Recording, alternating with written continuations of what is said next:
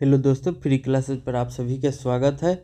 आज हम class 7th के अध्याय 6 त्रिभुज और उसका गुण के प्रश्नावली 6.1 के प्रश्नों को देखेंगे और उन्हें सॉल्व करेंगे। ठीक है, अब हमारा पहला प्रश्न है कि त्रिभुज पी क्यू आर में भुजा क्यू आर का मध्य बिंदु डी है। अब देखिए त्रिभुज क्या है, पी क्यू आर। ठीक है, त्रिभुज पी क्यू आर है। अब देखिए कह रहा है कि क्यू कहाँ है, यहाँ है। क्यू आर का मध्य बिंदु क्या है, डी है।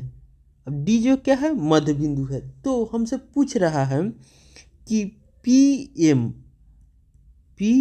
एम डैश है, तो पी एम क्या हो जाएगा। तो देखिए ये पी एम क्या हो जाएगा, लंब है। तो इसको क्या कहते हैं, शीर्ष लंब या ऊंचाई। तो पी एम हमारा क्या हो जाएगा,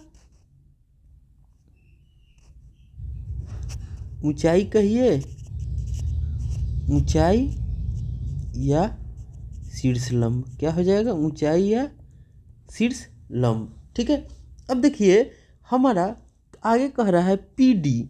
अब देखिए यहाँ पर पी डी, ये हमारा क्या है, पी डी। तो देखिए हमको आगे कहा है कि क्यू आर का मध्य बिंदु क्या है, डी है। मध्य बिंदु क्या है, डी है। ठीक है, तो अब देखिए क्यू आर का मध्य बिंदु डी है। तो देखिए ये क्या हो जाएगा, ये और पी क्या हो जाएगा, ये शीर्ष हो जाएगा।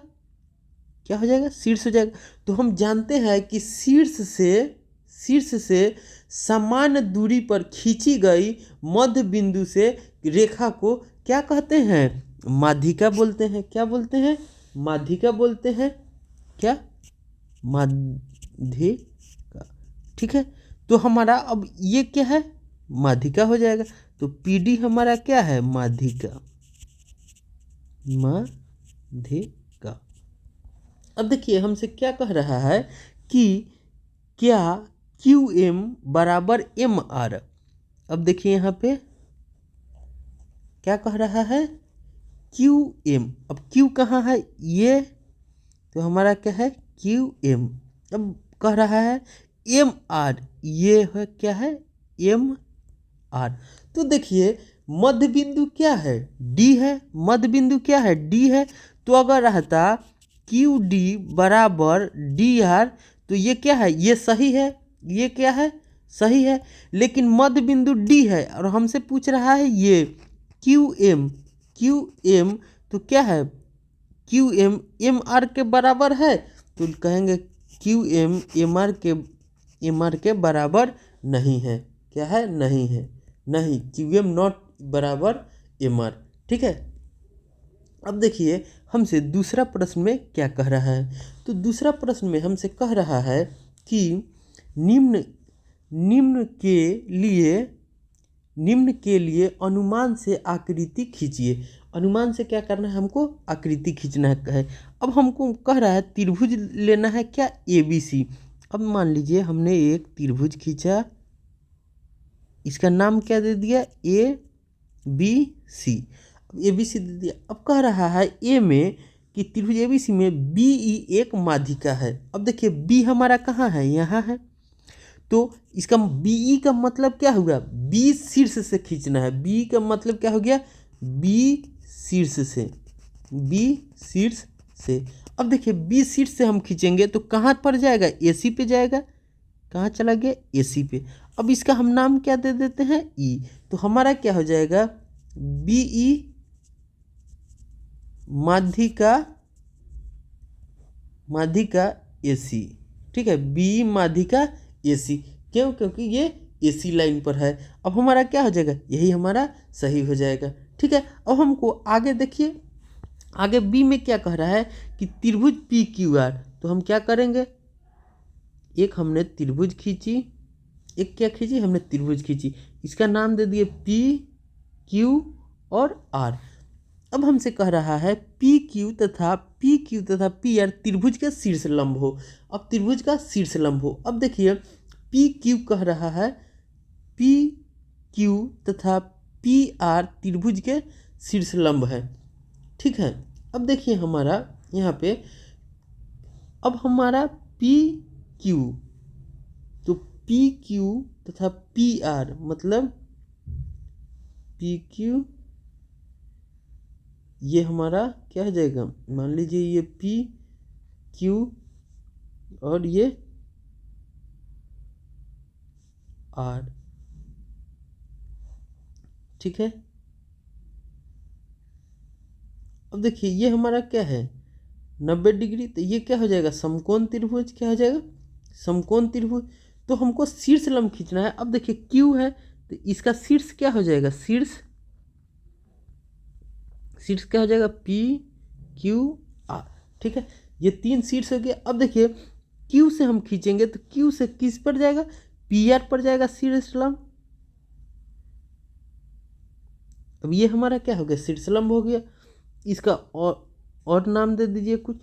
अब देखिए यहाँ से खींचिएगा पी से तो क्यू आर पर शीर्ष लंब होगा, क्यू आर पर शीर्ष लंब होगा। ठीक है, अगर हमारा पी आर अब पी क्यू पूछ रहा है, ठीक, अब पी आर से शीर्ष लंब खींचिएगा तो कहाँ जाएगा, पी क्यू पर जाएगा, पी क्यू पर जाएगा। ठीक है, तो हमारा क्या हो गया, ये हमारा आकृति हो गया। ठीक है, अब इस पॉइंट को हम लोग ये जो हो गए इसको ओ नाम दे दीजिए। ये 3 क्या हो गए शीर्ष लंब हो गए। अब इसका भी नाम दे दीजिए P Q R S T U. तो क्या हो जाएगा पी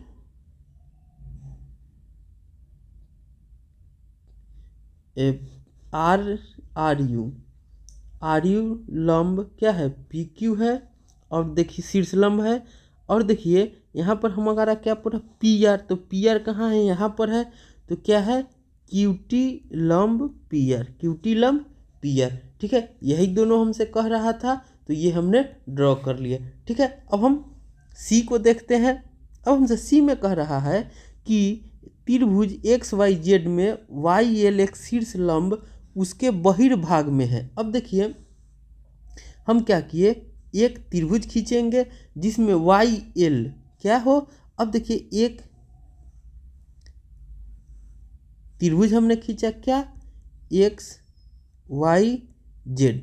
ठीक है, एक त्रिभुज हमने खींचा एक्स वाई जेड। ठीक है, अब ये हो गया। अब हमसे कह रहा है कि एक शीर्ष लंब उसके बहिर्भाग में हो, बहिर्भाग में हो माने बाहर की तरफ हो। अब ये क्या कह रहा है वाई से, तो मान लीजिए यहाँ से हम जब खींचेंगे तो हमारा शीर्ष लंब कहाँ क्या हो जाएगा,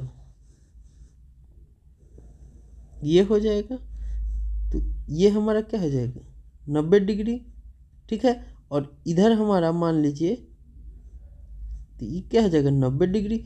तो हमारा ये वाई और इसको एल मान लीजिए, तो क्या हो जाएगा ये वाई एल हो गया।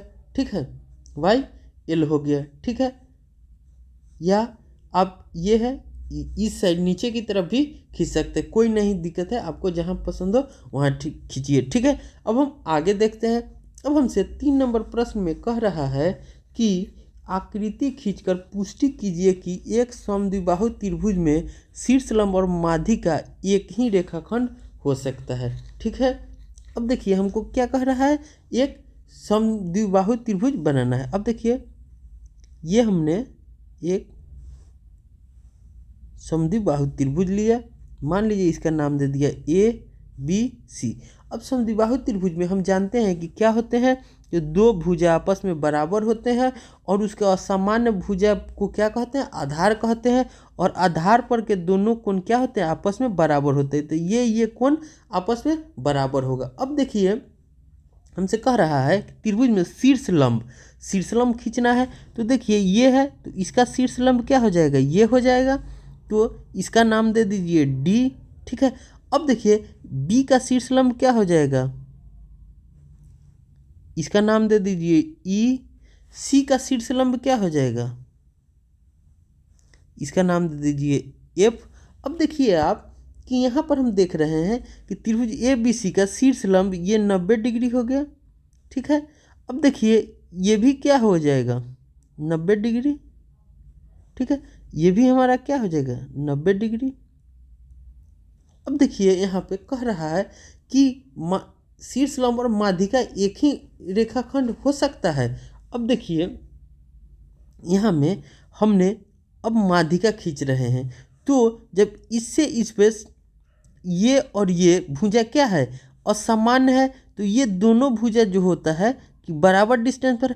अब देखिए ये और ये भुजा क्या था बराबर था, तो जब ये दोनों भुजा बराबर था, मान लीजिए एक्स है, तो एक्स का मध्य बिंदु लिए या शीर्ष लंब लिए तो क्या हो जाएगा x/2, तो मैंने ये भी x/2 हो जाएगा, ये भी x/2 हो जाएगा, ये भी x/2, तो ये भी x/2। तो इस तरह से हम देख रहे हैं कि माध्य रेखाखंड हो सकता है। ठीक है, माध्य या रेखाखंड एक हो सकता है। ठीक है, इसमें इस तरह से अब हमारा ये प्रश्नावली 6.1 समाप्त हो गया। ठीक है, मिलते हैं अगले वीडियो में, तब तक के लिए बाय। उम्मीद है आप लोगों को बेहतर तरीके से समझ में आया होगा। अगर फिर भी आपको समझने में दिक्कत हो रहा है तो आप कमेंट सेक्शन में लिख सकते हैं, मैं फिर से आपको समझाऊंगा। ठीक है, तब तक मिलते हैं अगले वीडियो में, तब तक के लिए बाय।